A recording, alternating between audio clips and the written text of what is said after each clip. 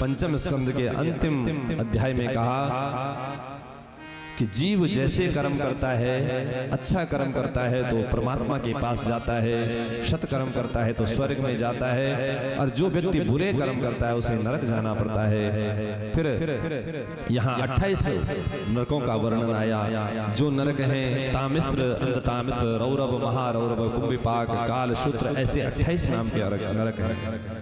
इन नरकों में कौन जाता है?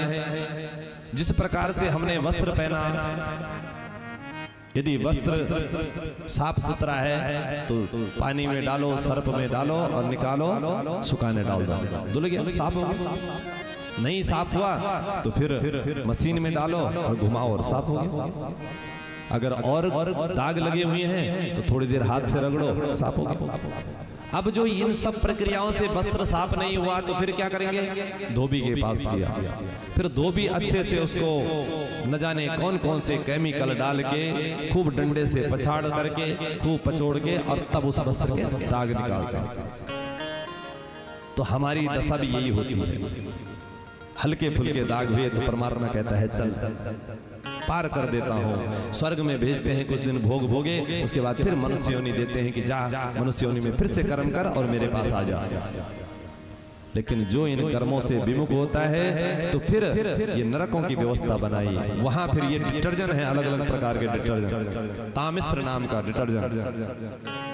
जहां तांबा देखा हुआ है, तांबे का वस्त्र, कोई बर्तन देखिए इस प्रकार से, ऐसी जलती हुई आग, उस आग में उस जीव को भोग शरीर देकर पकाया जाता है कि जा तूने ये कर्म किया ना, तो अब इसका भोग भोग। ये जो दाग लगे हुए हैं, दाग धुल रहे हैं, तामिस्त्र नाम का डिटर्जेंट।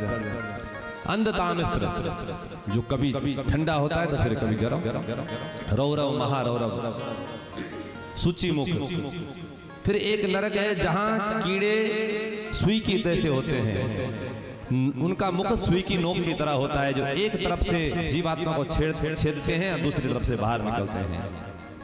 ऐसे आग में पकाकर और तब उस जीवात्मा को पवित्र किया जाता है और फिर भेजा जाता है कि जाकर अब कर्म कर, अब जो है शुद्ध हो जा। तो इसलिए जैसे इन नरकों के बारे में कहा तो परीक्षित महाराज जी घबराए और कहा, हे गुरुदेव, इन नरकों में जाने से बचना हो तो क्या करना चाहिए?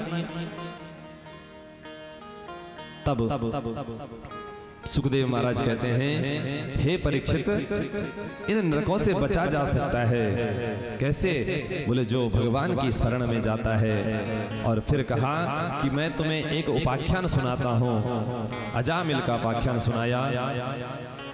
अजामिल नाम का एक ब्राह्मण था जो अपने ब्रह्म कर्म में बड़ा निष्ठ रहता था, और एक दिन इसकी नजर एक वैश्या पर पड़ी। उस वैश्या को देखकर ये उस पर मोहित हुआ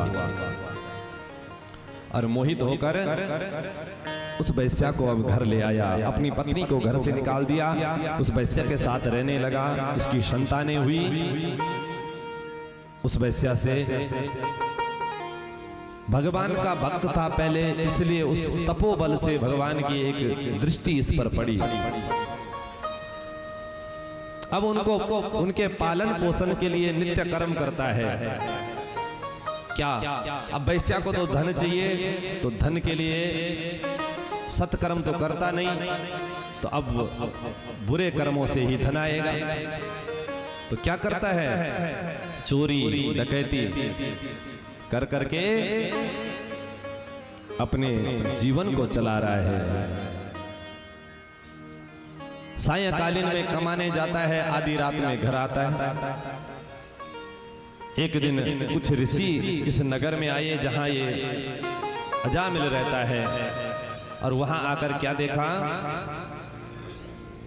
कि अजामिल का घर वहां है।